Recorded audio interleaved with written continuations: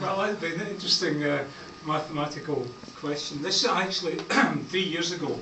I was invited by Wigan Thistle Society to deliver the Immortal memory, and that's the keynote speech that takes place at any Burns supper. The other keynote speech is the toast to the lasses, because Burns, as you know, as you probably know, was very fond of the ladies, and so that's so at a typical Burns supper, it's a mixed gathering, and the women present will be toasted by a gentleman, and they will have the right of reply.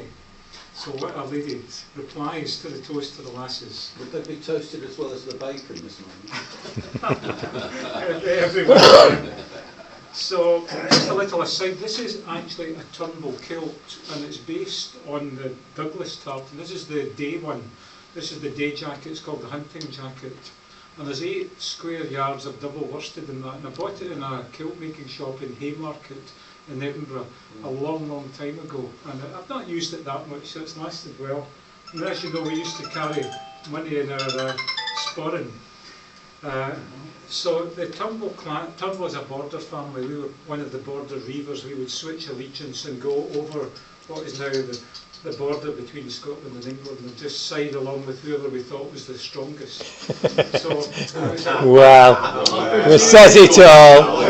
A wine and spirit merchant. This is true in Hoyk. Hoyk's Turnbull is a very common surname in that part of the world, in Hoyk and Selkirk, in that area. You don't see that much of it. Newcastle is a bit of Turnbull family in Newcastle as well, apparently. But the legend was that when King Robert the Bruce was thinking before the Battle of Bannockburn, because you know in those days they made appointments to have battles, and both sides agreed that the battle would take place at such and such a time. So while he was thinking about it, he was walking through the woods near Bannockburn, and a bull charged for him, a giant of a man who was part of the Douglas clan saved him, turned the bull over. This is apparently true, and was given some land by King Robert the Bruce, and said he could use the name Turn-e-Bull as his family name.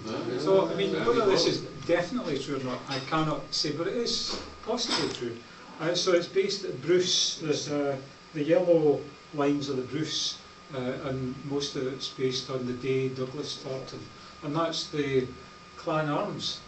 I saved the king, and there's a bull on it.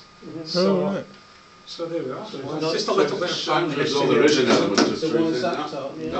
So it's not a load of bull.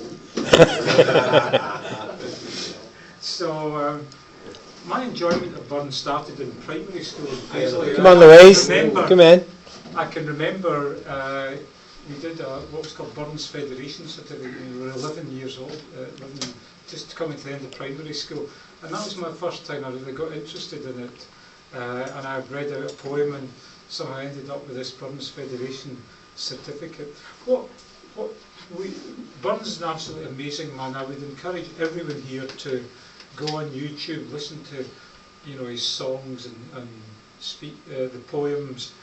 He's well known for his poetry, but he's not so well known for his songs, but yet he has written probably 3 times as many songs as he did poems. It's just amazing. He was an absolutely prodigious writer. And he came from a essentially very humble background. He was born in Alloway. Alloway's near Ayr, and I have a very good friend who's now a retired GP who lives virtually a stone's throw from Burns Cottage. Alloway's a delightful place.